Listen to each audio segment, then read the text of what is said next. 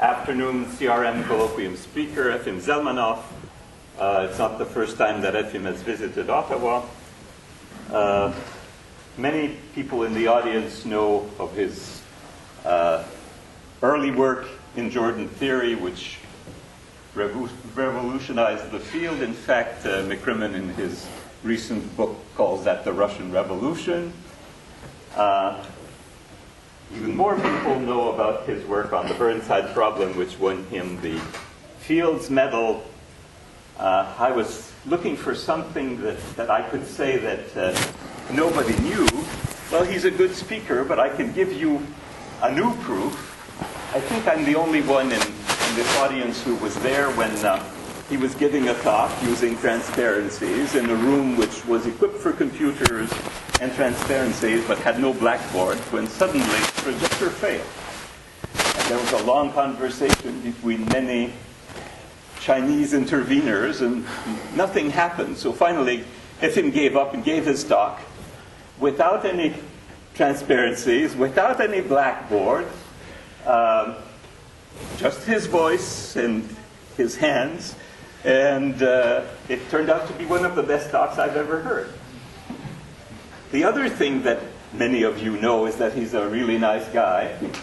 And I want to give a proof from the person who knows him best.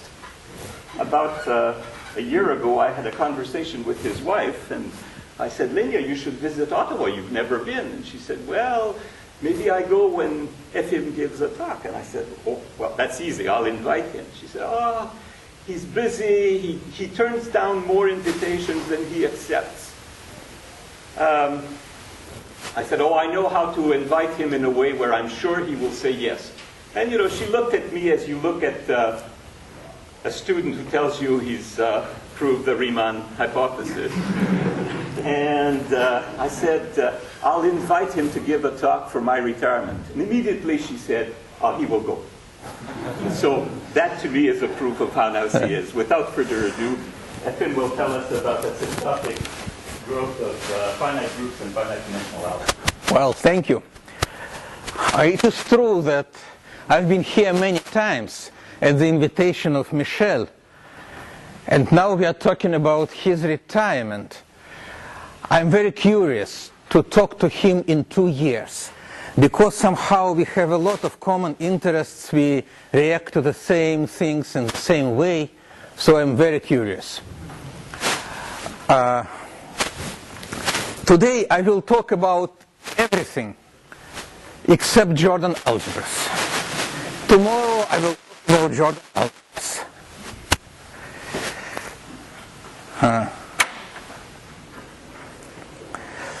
Okay, so speaking about infinite groups, there are two kinds of infinite groups.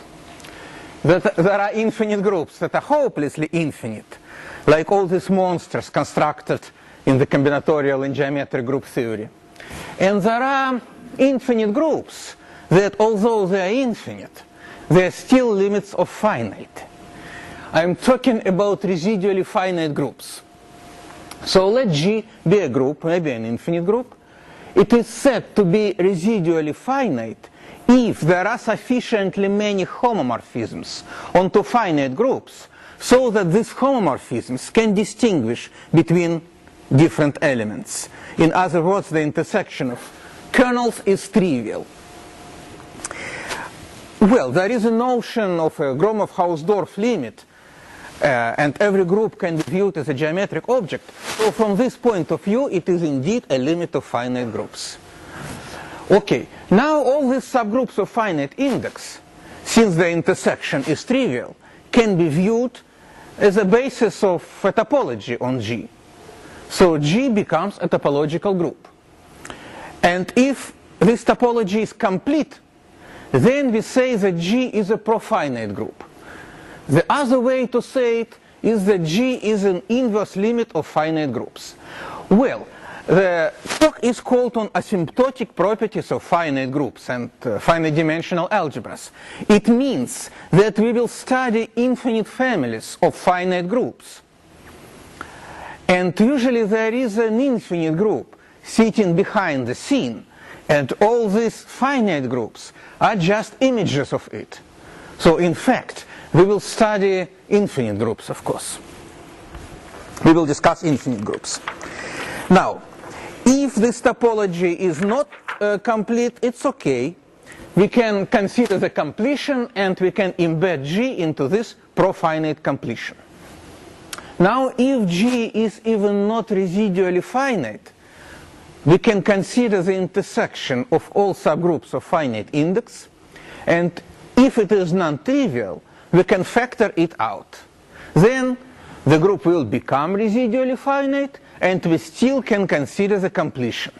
So we can talk about a profinite completion for any group, whether it is residually finite or not. But only residually finite groups are embeddable into their profinite completions. Now let us consider a more restrictive situation.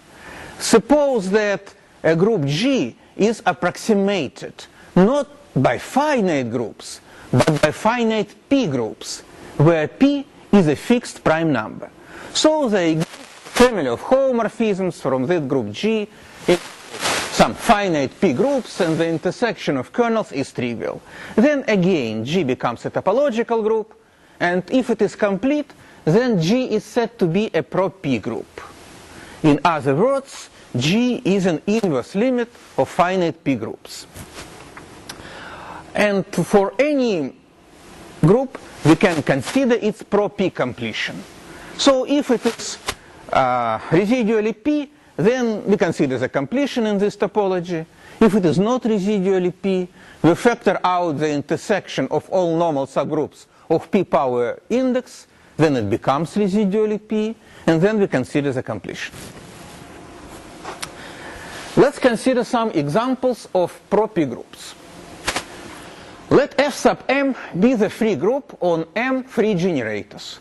Then for an arbitrary prime number p, it is residually p, and we can consider its pro-p completion, which is, by the way, called the free pro-p group.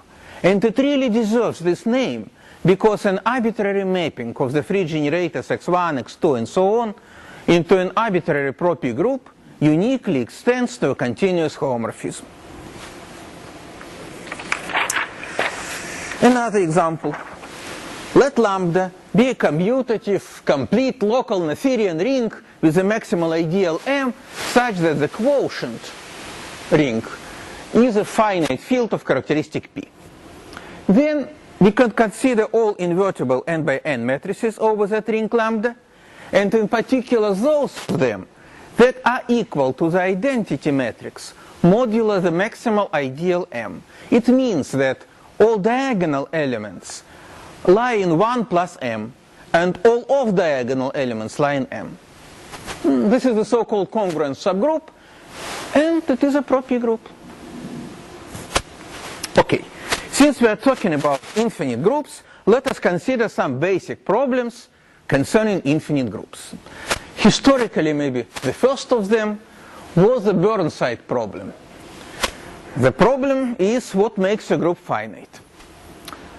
Suppose that G is finitely generated and it is torsion, which means that an arbitrary element has a finite order.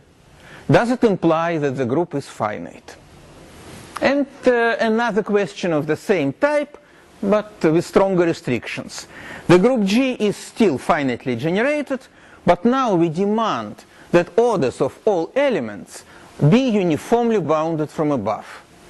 Does it imply that the group is finite? Well, the answers, no. No. In 1964, Golet and Shefarevich constructed finitely generated infinite torsion groups. I will say more about this construction later, and I want to mention another example which appeared in 1980, which is due to Grigorchuk. It's an example of a different type. And with more restrictive assumptions, the answer is still no, generally speaking. The counterexample is due to Novikov and Tadyan.